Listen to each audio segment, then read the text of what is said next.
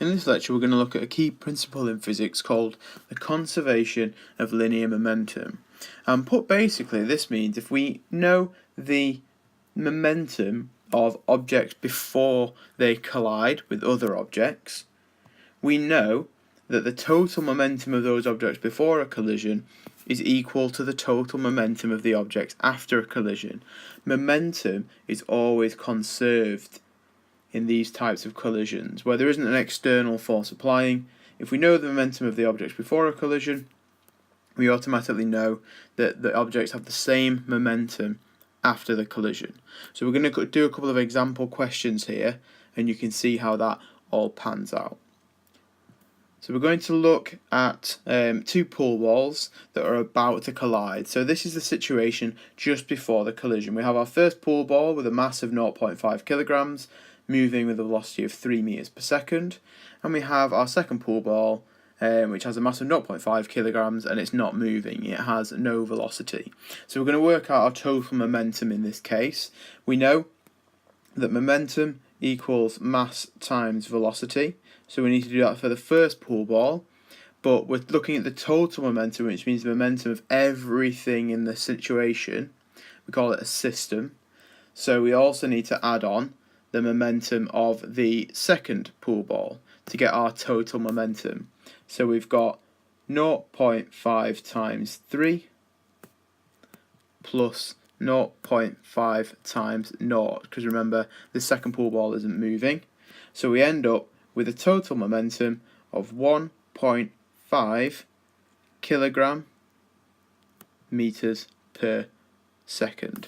So that is our total momentum for this whole system. That's the momentum of this ball added to the momentum of this ball.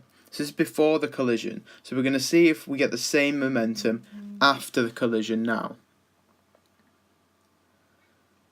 So after the collision, this is immediately as they collide. We can now see that the balls are moving off together towards this side with a velocity of 1.5 meters per second. So we're going to work out the total momentum now after. We have momentum equals mass times velocity.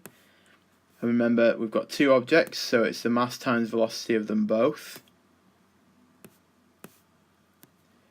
And we have the first pool ball, which has 0.5 kilograms mass times by its velocity of 1.5.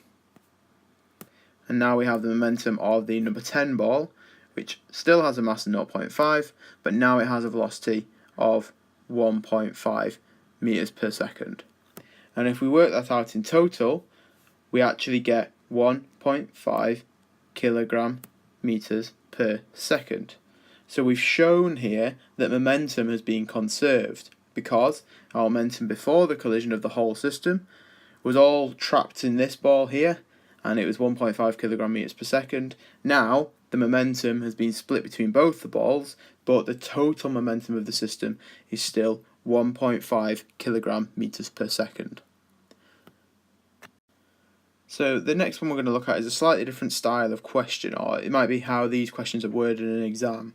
So we've got two cars, each with a mass of 1,000 kilograms. They're travelling towards each other at 10 meters per second.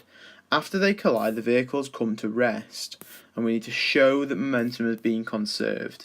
So we need to bear in mind momentum before a collision equals momentum after a collision. So I've drawn some diagrams to help us kind of visualise what's going on. So we can see here we've got our first vehicle moving with 10 meters per second velocity with a mass of 1,000 kilograms. Same mass on the other vehicle, but you can see here that I've given it a negative velocity. That's because it's moving in the opposite direction. So whichever direction we pick to be positive, in this case to the right, the opposite direction would have a negative velocity. And remember, momentum is a vector quantity because it involves velocity, so direction matters there too. So it's very important you don't forget that step. So our total momentum here, we have the mass of the first car multiplied by its velocity,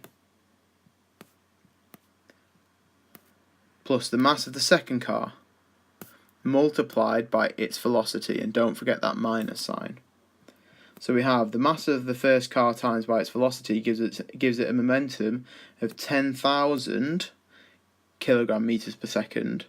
But because this is 1,000 times minus 10, we actually have a momentum on the second car of minus 10,000 kilogram meters per second. So our total momentum here actually turns out to be 0 kilogram meters per second, all because this car is travelling in the opposite direction.